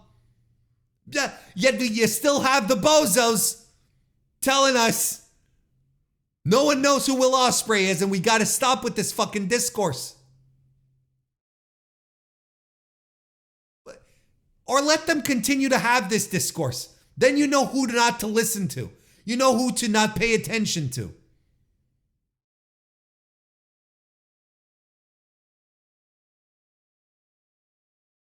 And the match, that people were into this. Look, I'm trying to say too many things at once. During his entrance, I mentioned it earlier, at the scrum, Ospreay and his ring presence, his command of promos and, connecting with people is light years better than what it was 3 years ago. It's insane. This guy said he loves pro wrestling. He just wants to be the best pro wrestler in the world. And he improved on every facet, not just the wrestling part, not just slapping on holds. No. He worked all the way down to the promo aspect of it. He knows what he wanted to do. And then they ran the match here. People were giving them standing ovations for some of the fast, hard-hitting offense that they were getting in here. And don't let the bozos, since we're on the subject of bozos, don't let them get into your head about, it'd be nice if they sold some moves. Who fucking cares? Was this match great? It was. And it's fighting spirit. These people don't watch anything. You guys watch things around. You know how things go. Fighting spirit. This is what this was. If they want to sit around and mope and make up shit about Will Ospreay and say, no one, flippy doos, make up shit or talk about dated stuff in regards to Ospreay. Because that's another thing. Oh, he's just a flippy guy. That is completely missing the point. That is proof positive. That is someone who has not watched a Will Ospreay match within the past 24 months. I'm being very serious. Anyone who says, oh, he's just a flippy guy, that's bullshit. That's someone you block, you eliminate from your social media presence. You just get rid of him. Nope. He is so much better than that. He's so much refined. So they either use dated references or they make up shit. No one knows who this guy is, or he doesn't sell, or all this bullshit. Let them go right ahead. And it's a shame because they're missing out on something special, someone special in his prime. They're missing out on someone who's redefining the game, creating legendary matches. I'm not the first to say this. This is not an original Warren Hayes take, but it bears being said. It bears being repeated. It's their loss if they want to sit back and mope about Will Ospreay. If they want to talk shit about him, it's their loss.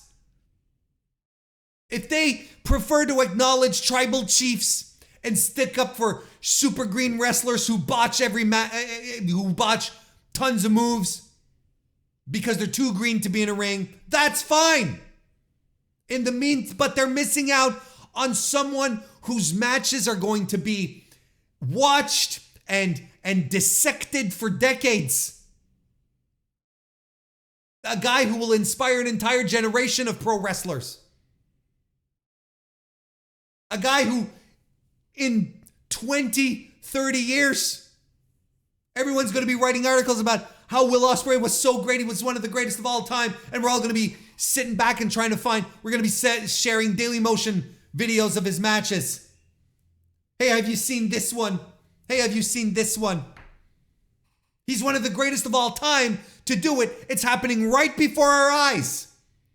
But some people are too blind and or stupid to realize that it's happening. Why? Multiple reasons. One of them being stupid ass tribalism. Because you know they wouldn't be saying this if he had signed with the other guys. Then it'd be the complete opposite. And then people like me would be like, it was nice knowing you, Will. Thank you for the spectacular run. But he's not done cementing his legacy. He's not done trying to be the best pro wrestler in the world. He's not done creating his legend. It's happening. This is like, it's like all the greats that you weren't around for the first Steve Austin run. I saw it. You weren't around for Ric Flair. The great run in the 80s. So you go back, you watch them and you say, man, this is great shit. It's happening right now. And you're a pro wrestling fan. You should be into this shit. Anyway, 5 stars, Will Ospreay does it again. And I'm not taking anything away from Konosuke Takeshita. Here's the thing. Konosuke Takeshita should be doing more than what AEW is having him do. He is phenomenal. Embarrassment of riches right now is the story of AEW's roster. We got Okada reportedly coming in on top of that. It's disgusting. It's disgusting. The amount of talent on in this company, and that can still go, and that is delivering high quality matches.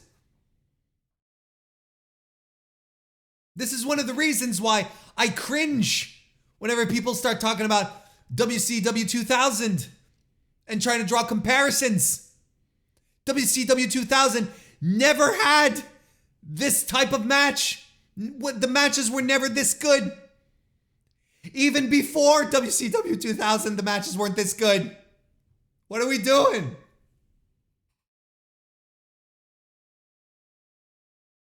Samoa Joe defeats Adam Page and Swerve Strickland to retain the world title. I thought that was a very good match. Short of great, but a really good match. And I thought there were 3 possible outcomes here. Because there were 3 wrestlers. And I think, there you go. But I thought that all 3 made sense. All 3 outcomes made sense.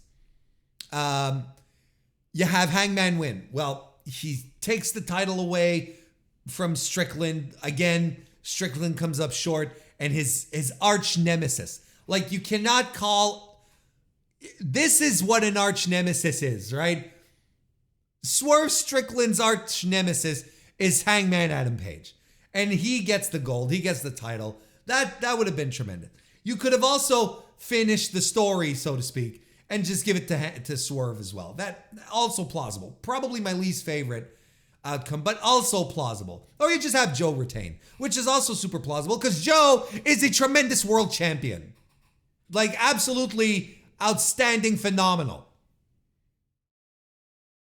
Look, promo, stature, makes it feel important. He's always talking about the title. He's talking about championship. He's not talking about other types of bullshit. He's not taking people to restaurants to taste spicy Chinese food. He's a world champion, goddammit.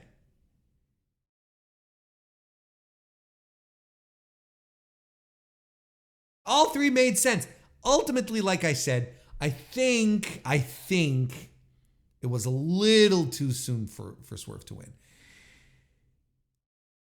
My fantasy booking scenario, and I don't do these much because I kind of think they're cringe. I don't mind if other people do. Like, I'm not into it, is what I'm trying to say. I kind of feel like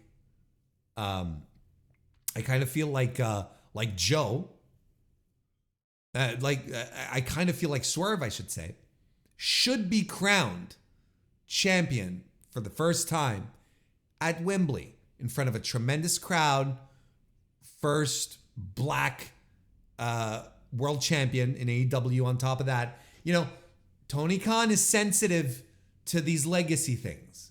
He is. He you know, and it's a big deal. It would be significant for the community if the first black champion was crowned in front of the biggest live audience of the year. Like, I think there's a lot of positives as long as Swerve is booked well from now to August. Now that's a challenge in and about itself. So I'm not upset that Swerve didn't get the big one this time. There's something in the struggle too, right? It's a Dusty Rhodes type of situation. Dusty was always a terrible world champion. You know, terrible. Wasn't a good world champion.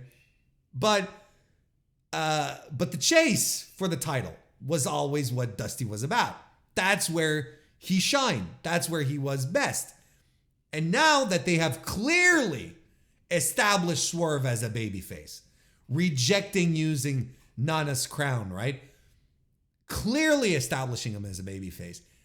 They can work to that step by step. I'm very excited to see how this is going to go for Swerve. Because that's what that's what I do. I build Swerve to winning at Wembley. And preferably against Paige. And I love the Adam Page Swerve Strickland rivalry. I think it's tremendous. But look, Joe won, pinned a former world champion in doing so. So that's a feather in his cap as well. Yeah, I'm not a big fan of three-ways, multi-person matches for titles. It's build a guy and have him challenge, and that's it. You know, this was, and maybe this is one of the reasons why I'm not super high on it, because I gave this match 3 3/4 stars. You know, a shy away from great. Maybe if we had just got Joe versus Swerve or Joe versus Paige. Again, I understand. This was a story they were telling here. They're advancing a bunch of stories, asserting alignments. You talked about Swerve being clearly a heel, babyface now. Adam Page is clearly a heel now. You know, beating up refs. The fuck. You know, I kind of like this. Like, this was fun. Like, I'm into this. I'm into Paige, you know, just fucking people up. You know, I'm excited. It's a good little coat of paint. It's a good little refresh. Let's see how far this goes. I hope they keep the liar Adam Page becomes a thing. It's so simple and evocative and just says everything. They're not coming up with some weird, the tail twister or some bullshit like that. It's the liar, Adam Page. I hope that sticks. So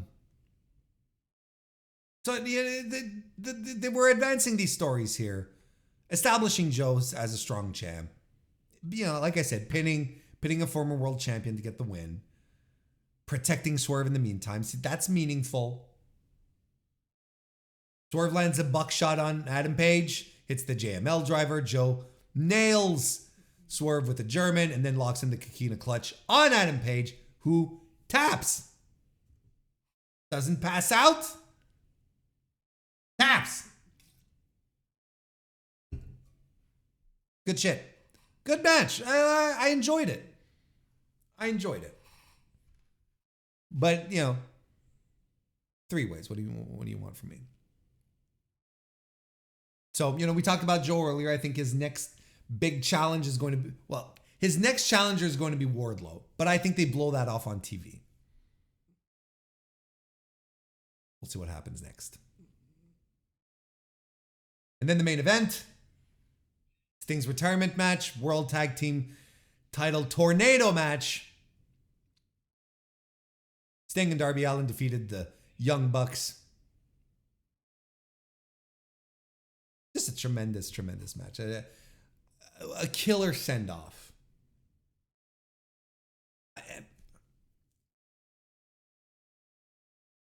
You watch this match, and you cannot be indifferent. Regardless of how into Sting's career you were, or the impact that Sting as a performer had on you as a fan, you know, I'm 50. I watched a fair share of WCW. You know, that's where I was mostly exposed to Sting. Yeah, he's part of my fandom. He's part of my, you know, my young adult formative years. So, you know, there was something very significant about this happening. And like I said, I don't know what I can add to what you saw or felt here. But it was tremendous. It was great. It just something that went completely above and beyond my expectations. Of course, you know, first of all, Ric Flair came out to ringside. He was announced. You got Ricky the Dragon Steamboat who was there, and you had other people joining in the audience. And, you know, I think Magnum TA was there. You know, a lot of stuff, right?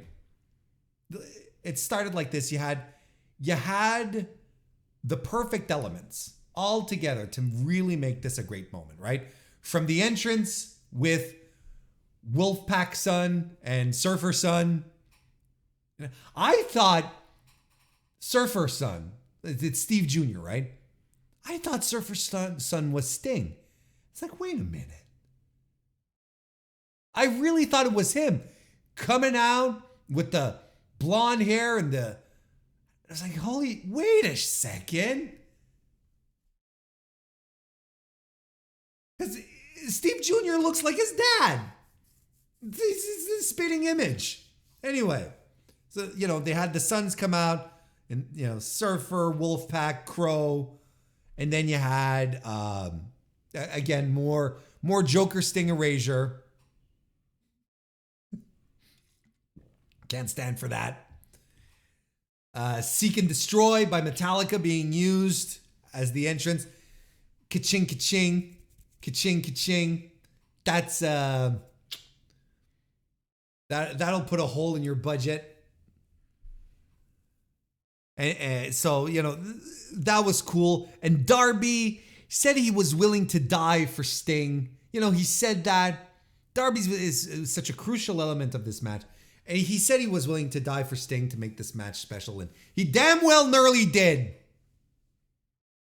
And honestly, the Young Bucks, but anyone with half a brain knew this. The Young Bucks were perfect opponents. And Sting said he wanted the Bucks to carry him off into the sunset. And that's what he got. And the Bucks reveled in the moment. They were just so good. Everyone was great. We're getting, this is what I was not expecting. We're getting people suplexed off of the stage through tables.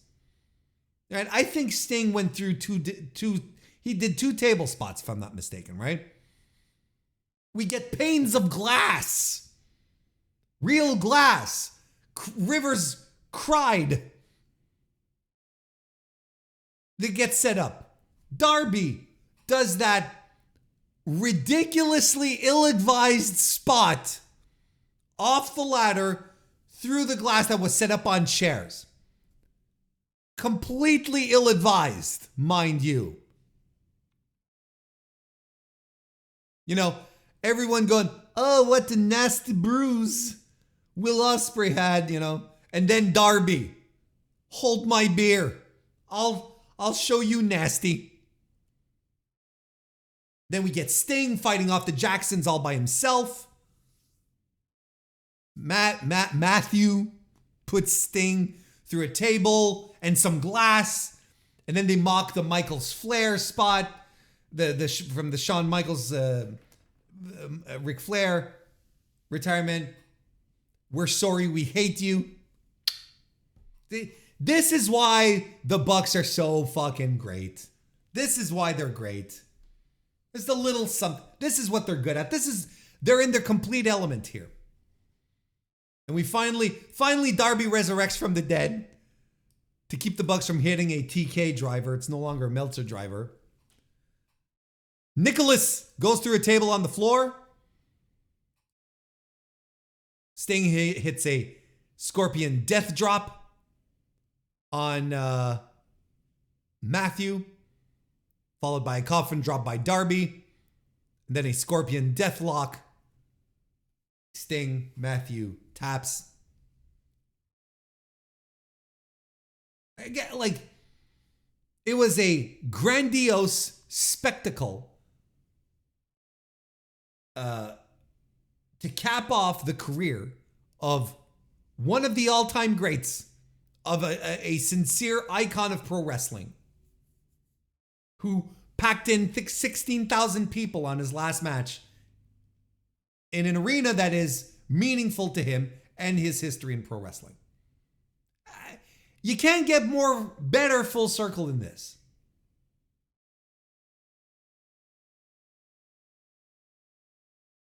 This is unquestionably one of the best retirement matches of all time. And I've been thinking about it. I've been pondering over it.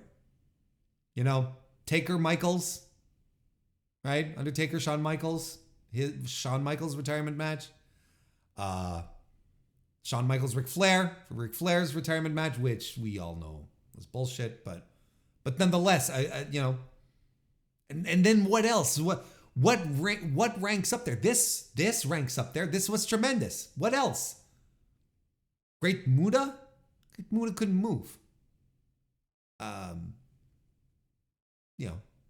Kurt Angle got fucking Baron Corbin. What are we doing here?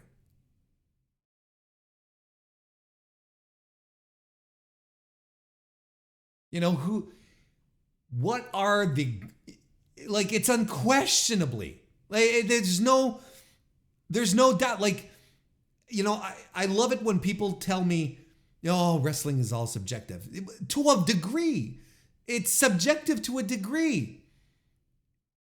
There are things that are invariable. There's things that are just observable and quantifiable. You cannot look at this match and say this is not one of the top retirement matches of all time. You can't. There's no way. It's subjective, yes, to a degree.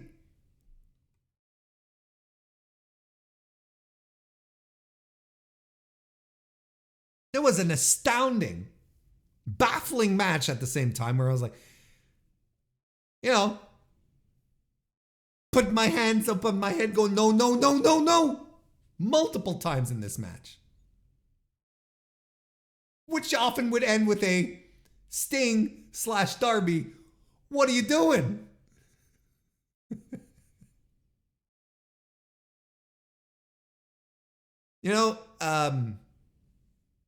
I know the guys over on the flagship podcast, Rick and Joe, Rich and Joe, Rick?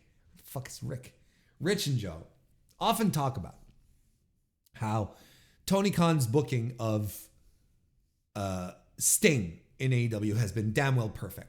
Like, you cannot fault anything in how Sting was booked throughout his AEW run. Tag team matches, always playing to his strengths, hiding the weaknesses, Sting doing nutty spots, pulling him out sporadically for matches and moments and whatnot. But just spot on, great booking from A to Z. And I believe it. I buy it. And it caps off with a memorable match, ending a memorable career on such a fucking high note. No one, sitting with gritted teeth, wondering, this is bad, or oh, I hope they don't die of a heart attack. You know what I'm talking about. You know, none of that. Just excitement, 16,000 people on their feet, chanting, "Thank you, Sting." People losing their minds. The Young Bucks doing the Lord's work. Sting wanted to cement his legacy on his terms. I'm convinced this is one of the reasons he accepted to go to AEW. Because he knew he'd never get a send-off with Vince.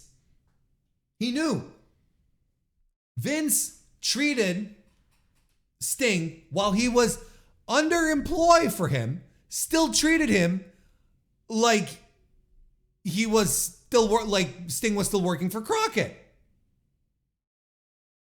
We know this. It's, again, observable, quantifiable.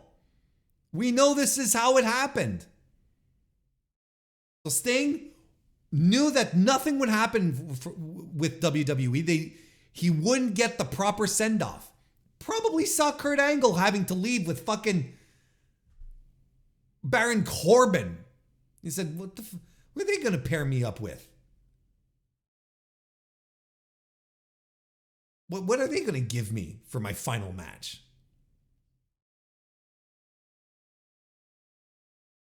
He wanted to cement his legacy on his own terms, away from Vince. AEW had this possibility to do. Just like AEW offers a possibility for wrestlers to work elsewhere than with WWE. I'm not going to say Vince anymore.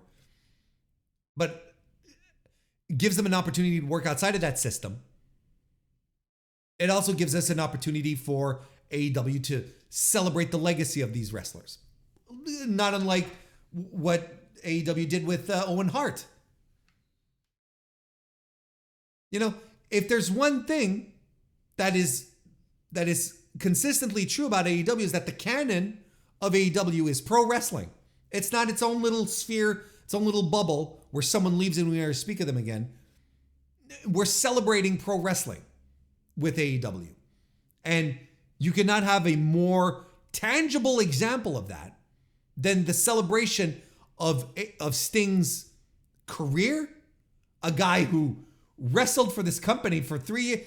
The peak of Sting's career never happened in AEW, but yet we're celebrating him because we recognize how great he is, how much of an icon, a superstar, Oxford Dictionary sense, how much of a superstar he is. And that's tremendous. And that's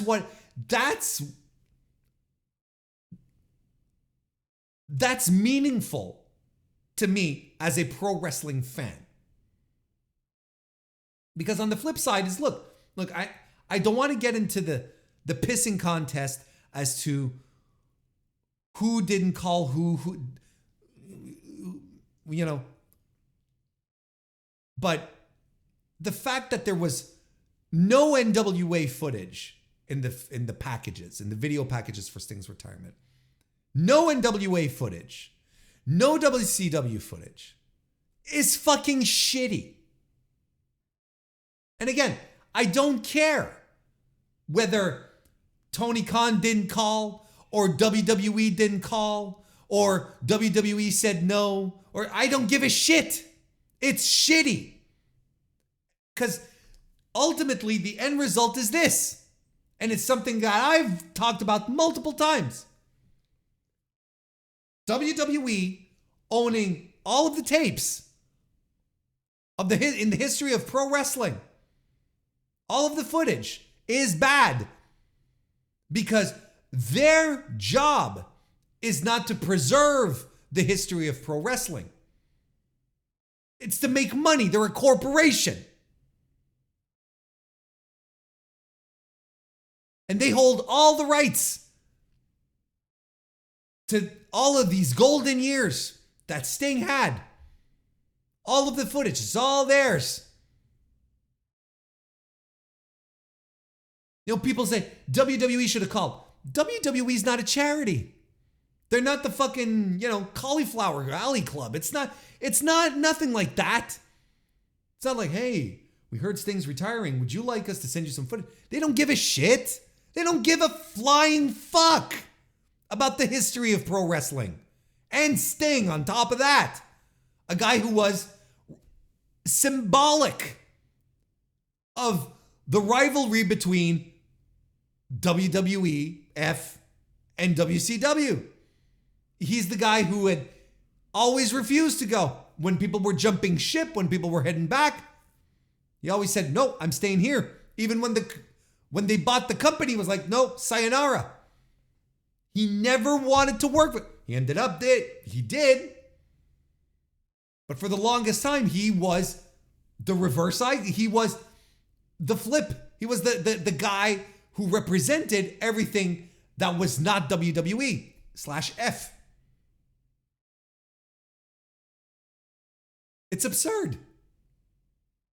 It's really, really absurd to think that WWE should have given them a call. I'm not saying it's not shitty. I'm not saying they shouldn't have done it. I'm not saying they shouldn't have. I'm not saying that they should have kept away from calling. That they were right in doing it. What I'm saying is that I'm not surprised. Their job is not to preserve the history. Now they're sitting on decades of pro wrestling footage that they don't know what to do with. They're doing jack shit with. You know, oh, sure, they have the ECW and WCW stuff up on Peacock. A lot of stuff a lot of the really prime golden stuff that they have is nowhere to be found. They don't care about the history. They really don't.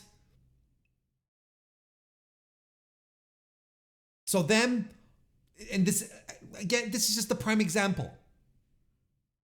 On one hand, look, don't get me wrong. Tony Khan did this because he's a promoter. He saw the opportunity to make some money off of this, of course.